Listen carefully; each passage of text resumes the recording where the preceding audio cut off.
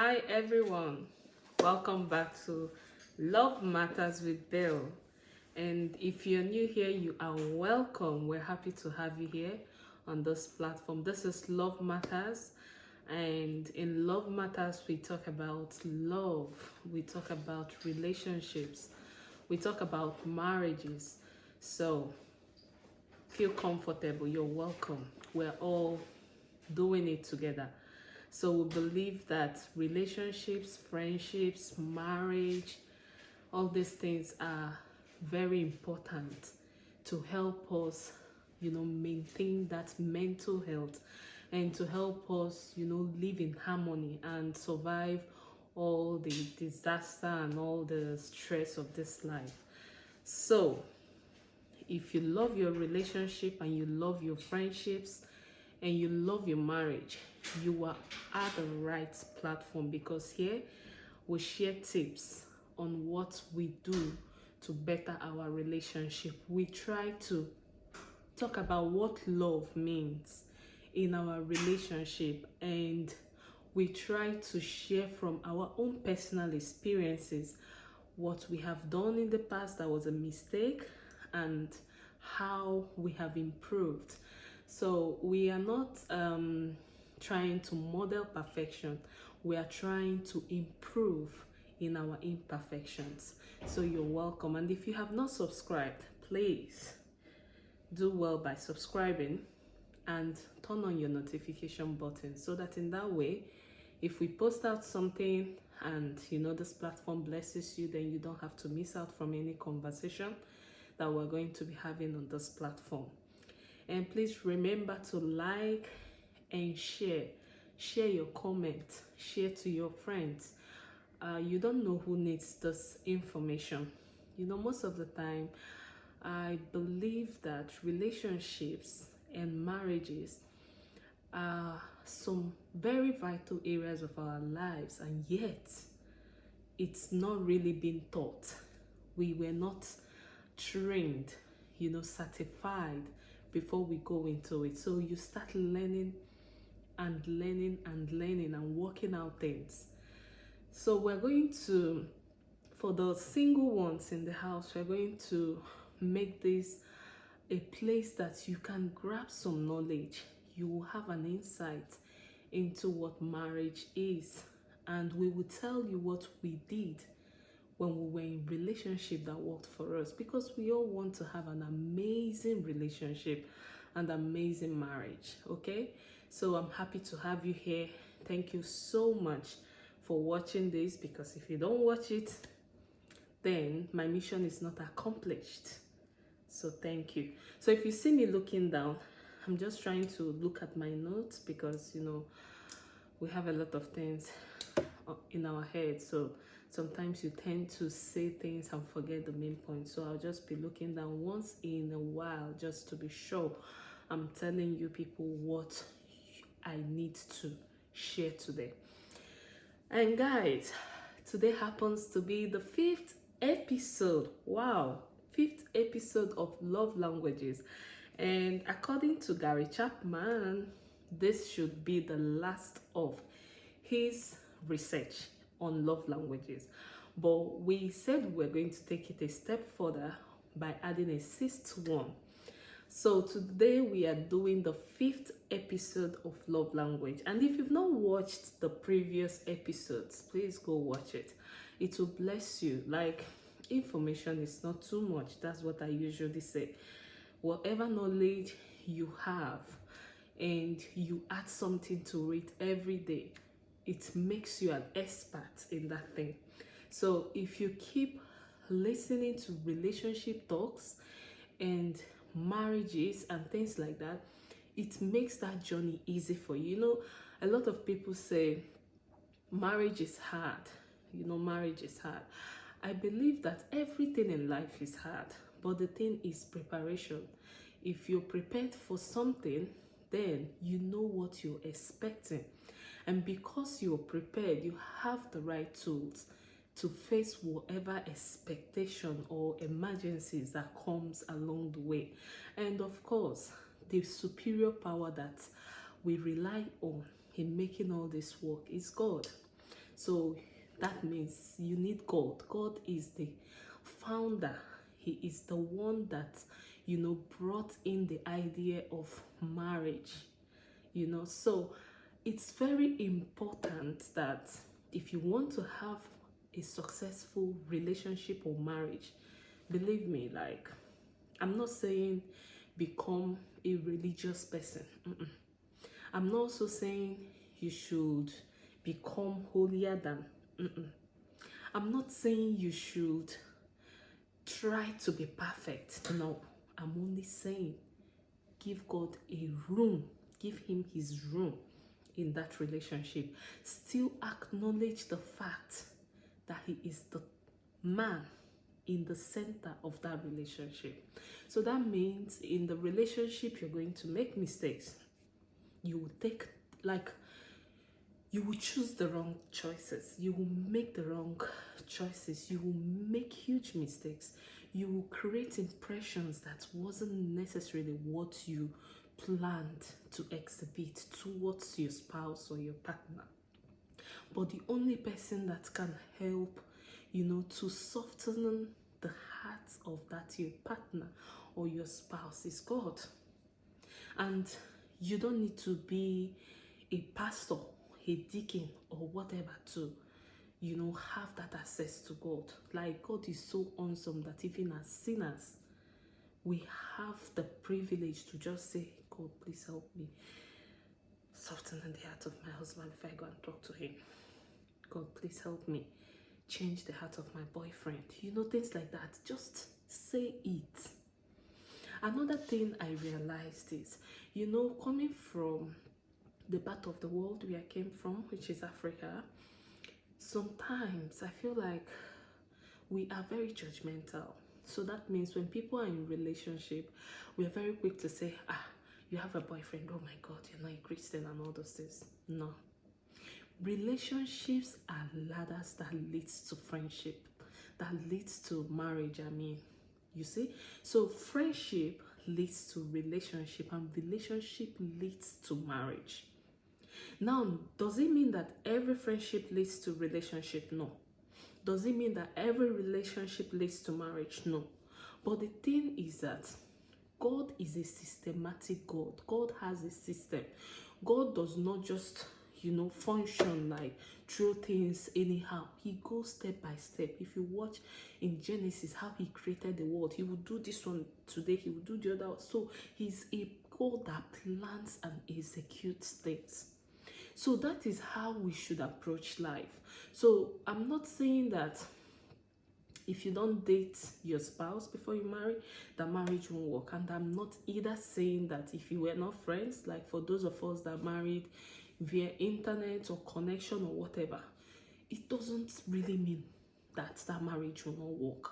But the thing is that if you make a conscious effort, irrespective of how you met your Mr. A or Mrs. A, if you make an effort to build the system into your marriage, that means if you were not friends before marriage, while in that marriage, you intentionally make effort to build your friendship, build your relationship and intimacy with each other, believe me, life will happen.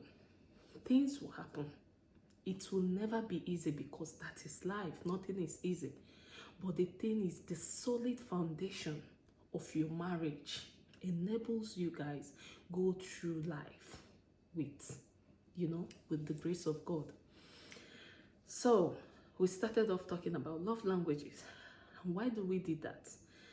Because you want to love that person the way they want to be loved. Gone are those days where people love people the way they want to be loved. Now, I believe that people are learning about love more than our parents did. So marriage is no longer like master and subordinate kind of relationship. It's now two lovers in a relationship. Now, if you want to have such harmony in your marriage, you have to make effort to find out, what did the Bible say about this? If you're a Christian, And if you're not a Christian and you're not doing it God's way, that's fine. But you see, love, it's basic. Whether you're a Christian, you're a Muslim, you are a Hindu, whatever religion you belong to, love is very important. And love is what the recipient of love calls love. So that means love to you could be something else, and love to this person could be something else. So love languages tells you the different ways that you can speak the language of love. But at the same time, it opens your eyes to understanding or picking the wisdom that you need to know what is the love language of my spouse, so that every other pattern of love you're giving to them is bonus, but you are speaking their language. Because what's the point in, loving someone and not being appreciated? It gets very exhausting. You get very frustrated, because you're making all your efforts and you're not appreciated. So that is why, if you're young here, if you're single here, if you're married and you love your marriage, you need to speak your spouse's love language. The problem you're having could be that you are not speaking the language they understand when you're expressing love. So that's why we talked about love languages. And today we're talking about the 5th episode, which is physical touch. So this physical touch, before I go on, I'm just going to state that a lot of men, great percentage of men, physical touch is a love language. So, and my husband happens to be one of them. My husband's second love language, it's not his primary love language, but it's his secondary love language, and that is physical touch. And guys, this physical touch is not beans for people that were brought up in, let's say rigid. Not really. Like, I'm not brought up in a rigid home. I'm brought up in a Christian home. My dad is a pastor. So there are some things that is like, oh, it's a sin in my house. My dad, those pastors in those days, I can't remember my dad kissing my mom in my presence. Do you understand? Now, they believe that, I think my parents' generation believed that physical intimacy or physical touch of any kind should be done in secret. So when they come out, they maintain, pastor and deaconess kind of attitude. So for us, we dare not. In fact, I met my husband in school. When I was dating my husband, I only told my mom how tough, like, how intimate and how close I was to my mom, But my mom, she didn't make it easy. That's a story for another day. Now, my dad did not even know at all. So that's to say that you have to be excessively bold to go and tell your parents you have a boyfriend when I was growing up. So this brings me to the fact that I grew up seeing physical touch and physical intimacy as a kind of sacred thing. It's not, it's like, it looked as if you're not disciplined if you exhibit it outside. So let me give you people one short story. So when I came to Australia, I'm based in Sydney, Australia. So when I came to Australia, the first culture shock I had was seeing this two high school kids. So back home we say secondary school, so probably they should be like in SS3 or SS2, something like that. Like, they were not SS3 or SS2, yeah. So I saw them hugging and kissing, and people were at the train station, like elders and all those things, and everybody was minding their business. Do you know, I was looking at these children, like looking at the adults around. I'm like, hey, you dare not try this in Nigeria. That mother that is not even your mother, that woman that is not even your mother standing there will mother you. The man that you, in fact, you dare not, you know. So those things, you know, you see how I believe that then the kids or the people being raised in this part of the world, because they see their parents' intimacy, physical intimacy or physical touch is not something they shy away from. So it's easy for them to cultivate that habit in marriage. That's why it's easy for them, like they are very good with physical intimacy compared to us. You see? Now, physical touch, it's the love language of most men in Africa. Because physical touch leads to physical intimacy. And when you people are physically intimate and emotionally intimate, your sexual life is healthier. So imagine if you have a spouse who doesn't know that, like you don't know, he don't know that his love language is physical touch, and it is. So you're loving him and he's not satisfied. You are always having friction in marriage or relationship, or always disagreeing and all those kind of things. You'll be wondering why, you know. Now, this is culture barrier. This is how our culture and religion have molded us. So that aspect of love expression is dampened. That is why you see people in relationship, brother and sister, they will tell them, you people cannot be walking and you hold your hand because it gives room to the devil. Lie. Self-discipline and physical touch are the two components that are important in relationship. So that means if you're single and you're in a relationship, there is a measure of physical touch that is required. I'm not saying sex. Physical touch is not sex. Physical touch is, you know, physical touch, the way you hug, that's a physical touch. You shake your friend, physical touch. You peck on the cheeks, physical touch. You know, touch each other's neck, pinch on each other, hit each other's waist.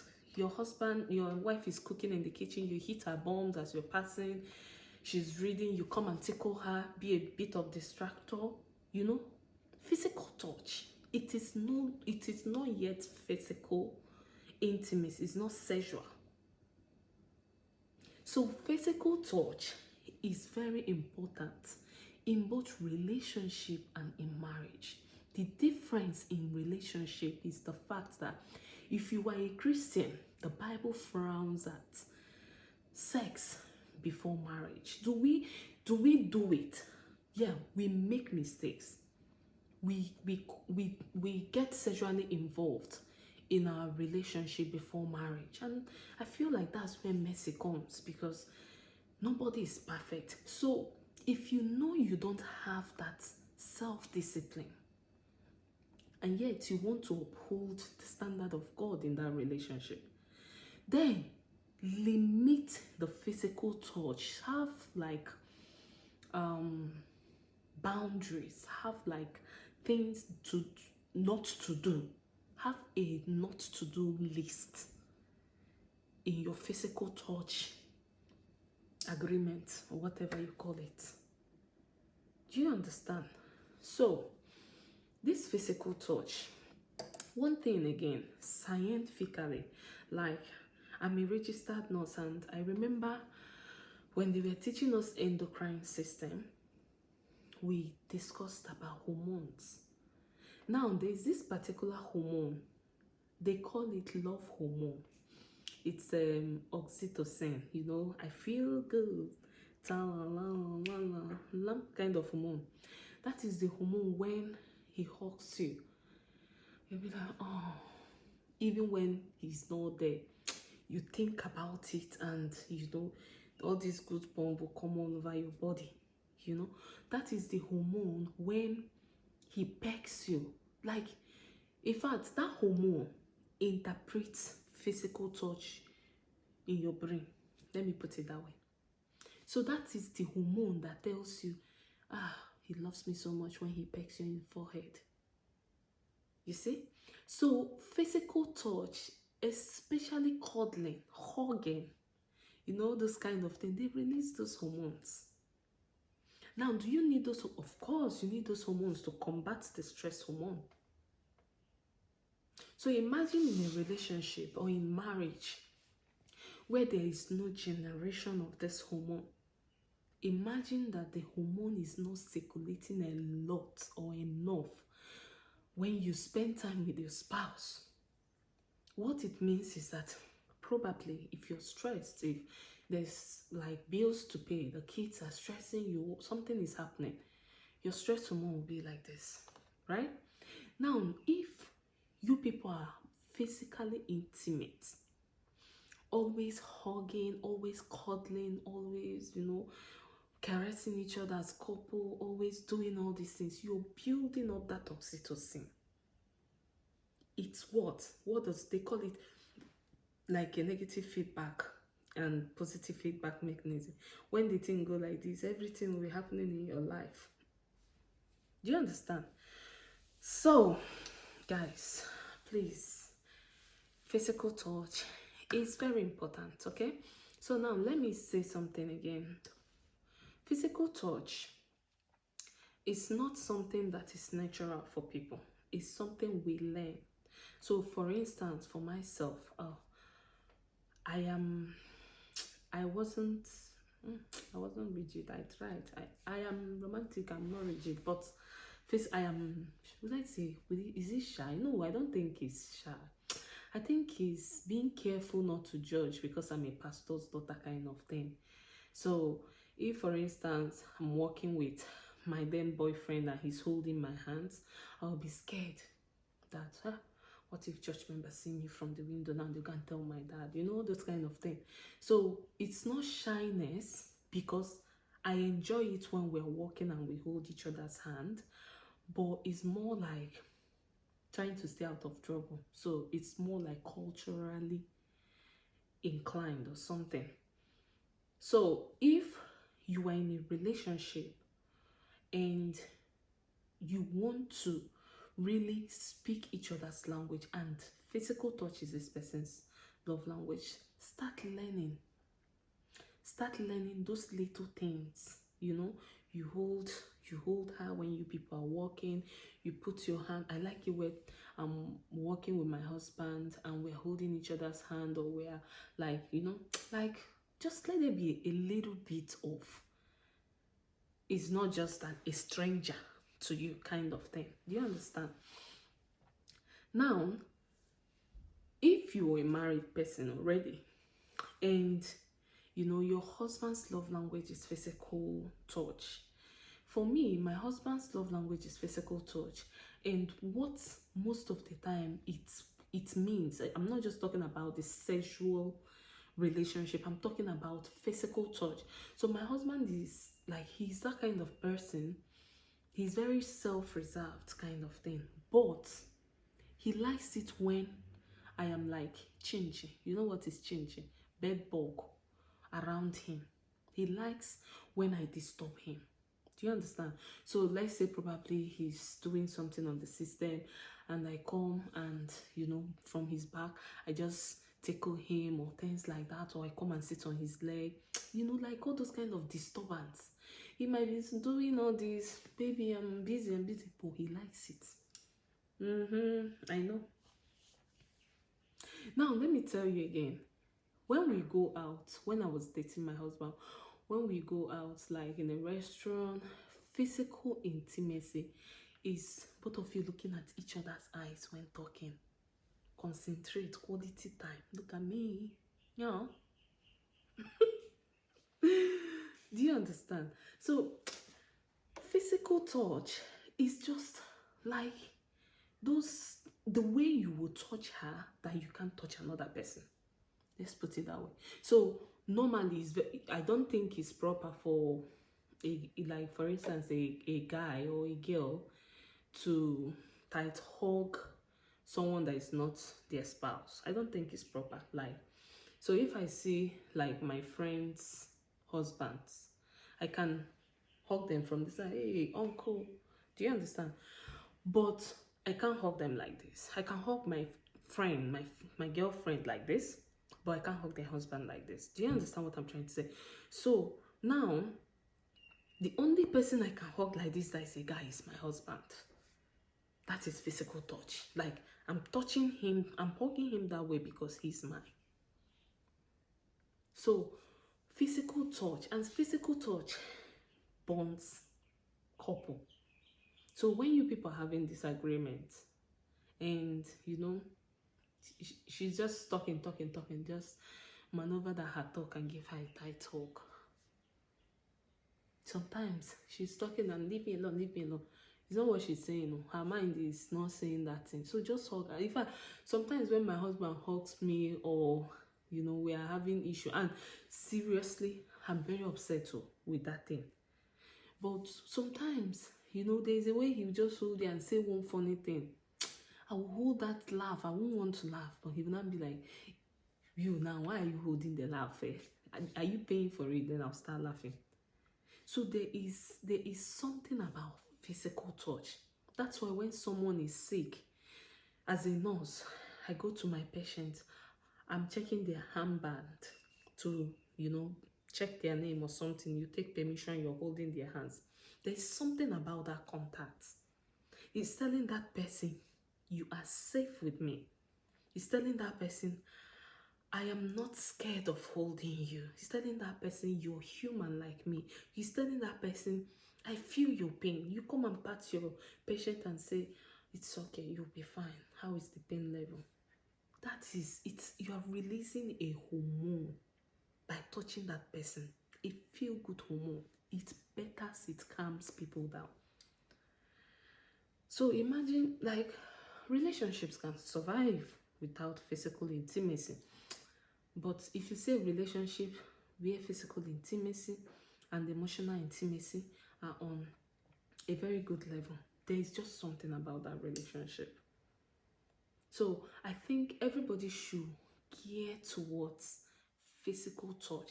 Like, physical touch for some of us that, for instance, I don't know if, like, before, I cannot be comfortable to kiss my husband in front of friends before.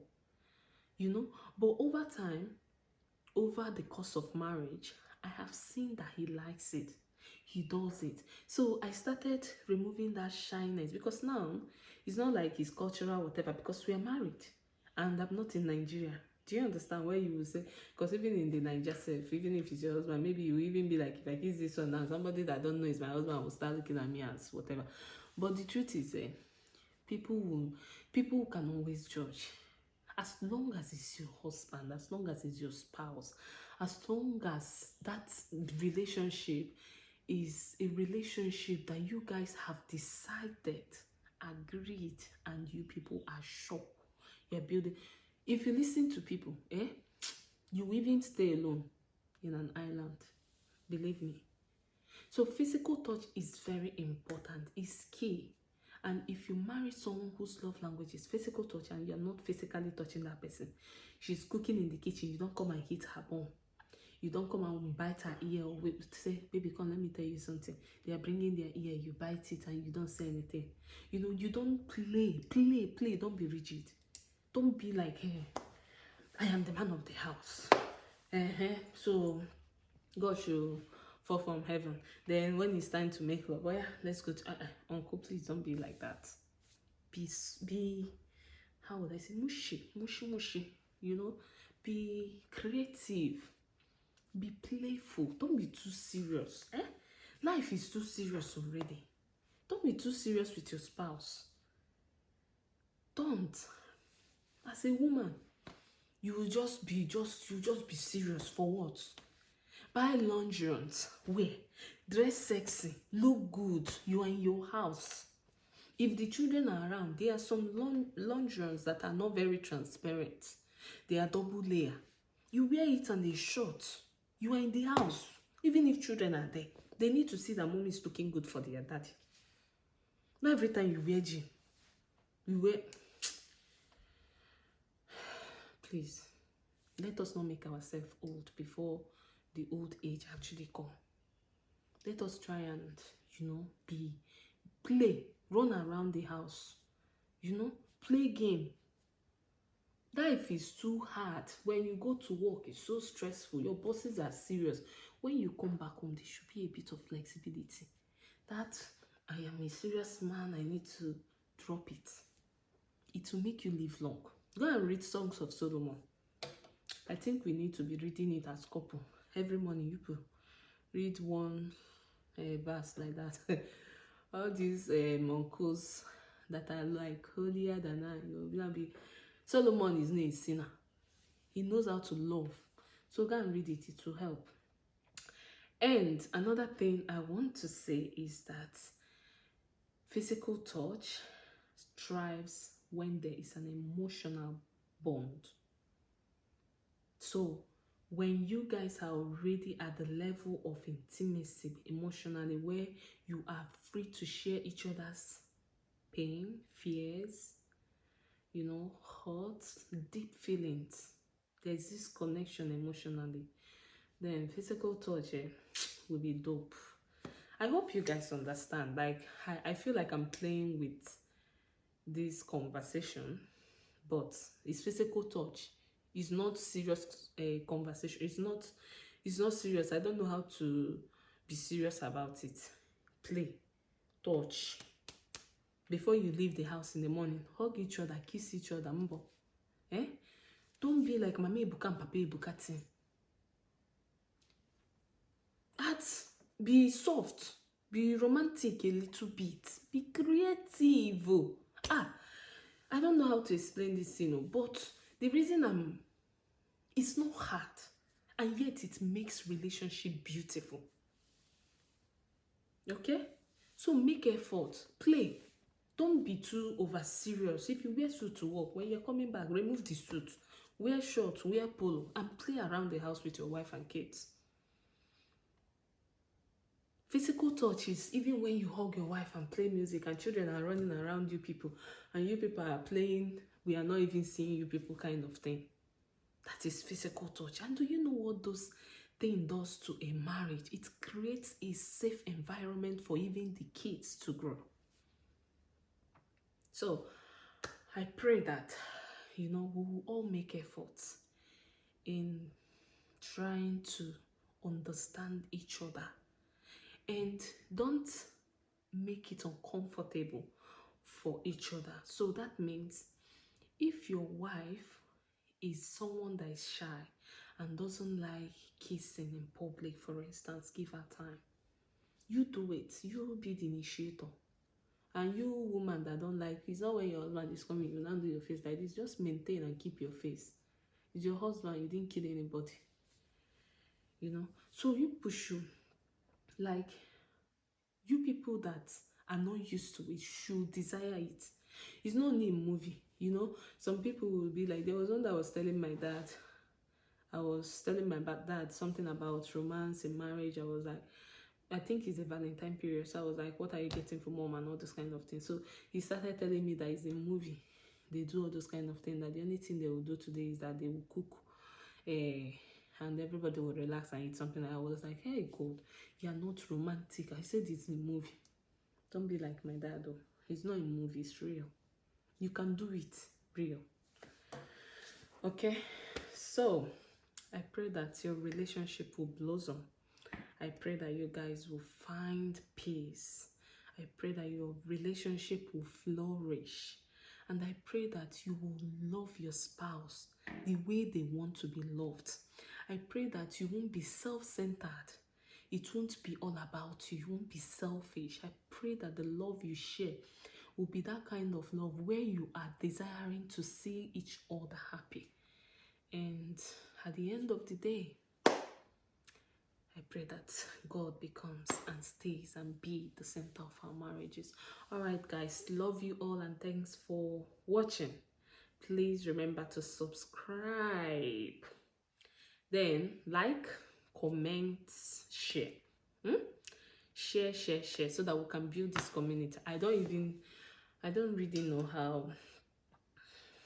We are still new on this space, but we are growing, and I believe that the right people will come on board.